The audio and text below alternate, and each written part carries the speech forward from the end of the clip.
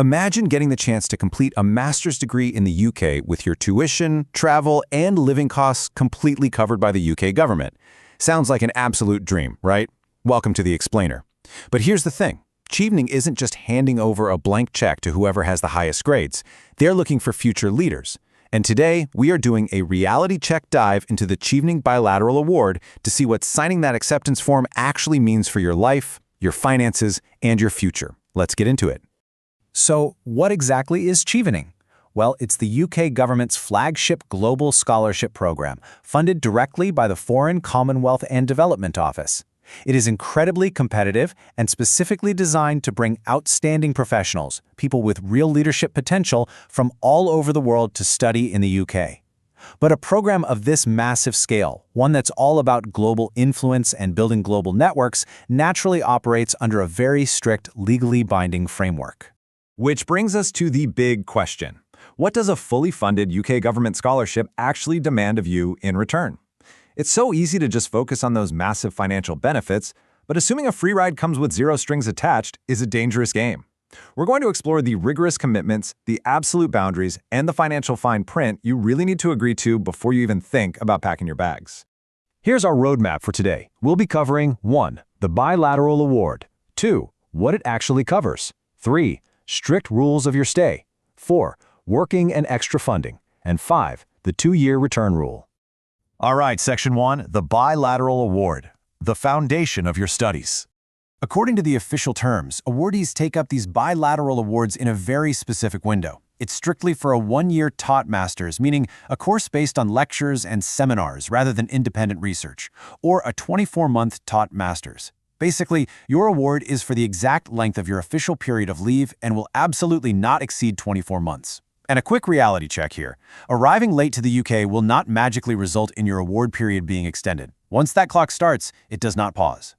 Moving right along to Section 2, what does it actually cover? Let's look at the financial realities.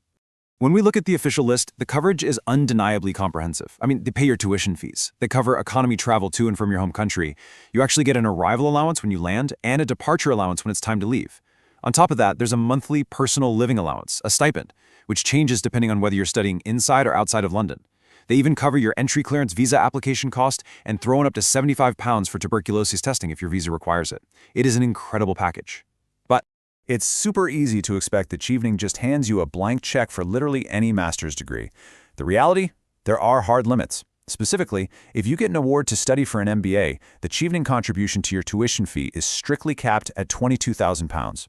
Sure, universities might contribute up to 20% toward that cap, but you are fully expected to fund the difference yourself. Actually, you might even be required to prove you have the funds to cover those remaining costs before you're even allowed to begin. Okay, Section 3, strict rules of your stay, the boundaries of the award. First and foremost, academic success isn't just something they encourage, it is mandated. The terms state explicitly that you are expected to dedicate yourself to your studies and, this is key, successfully pass your master's degree on the first attempt. If a scholar fails to do so, Chevening absolutely will not pay any fees associated with resitting exams or resubmitting written work. Your academics have to be your top priority.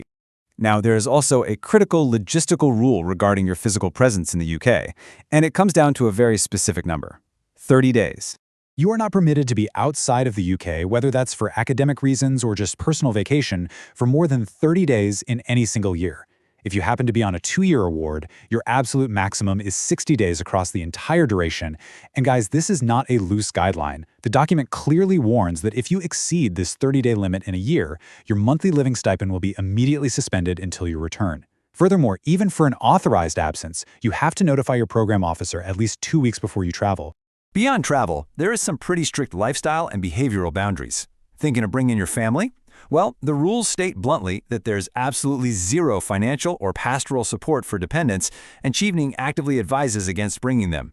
You're also required to attend mandatory orientation and farewell events. Miss one without an approved exceptional circumstance? Boom, automatic £100 penalty deducted straight out of your stipend. And above all else, you must abide by all UK visa conditions. If your university withdraws your visa sponsorship for any reason at all, your scholarship is immediately withdrawn and you're going home. Next up, Section 4, Working and Extra Funding, Managing Additional Income. Now, what's really interesting here is that you are allowed to take part-time employment while in the UK, provided it follows your visa rules. But here is the catch. If you start generating extra income, your Chevening stipend is directly impacted. Let's break down this table. If you make up to £3,000 over a 12-month period, you're in the clear, no deduction. But earn between £3,001 and £7,000, and you'll see a $250 monthly deduction from your stipend. Earn between £7,001 and £10,000, your stipend gets slashed right in half. And bringing in over £10,000 is generally not allowed at all, unless you're using it to pay off that MBA fee gap we talked about earlier. Basically, every pound you make is tracked against your award. Which brings us to Section 5, the 2-year return rule. This is the ultimate catch. This is without a doubt the ultimate, completely non-negotiable commitment you make to your home country.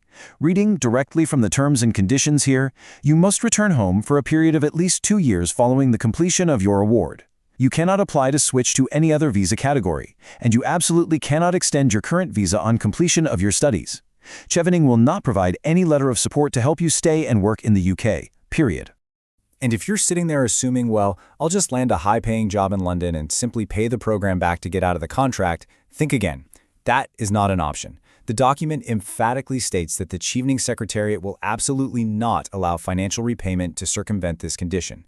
If you breach this and fail to remain in your home country for those 2 full years, you become personally liable to pay back every single penny paid to you during the course of your award.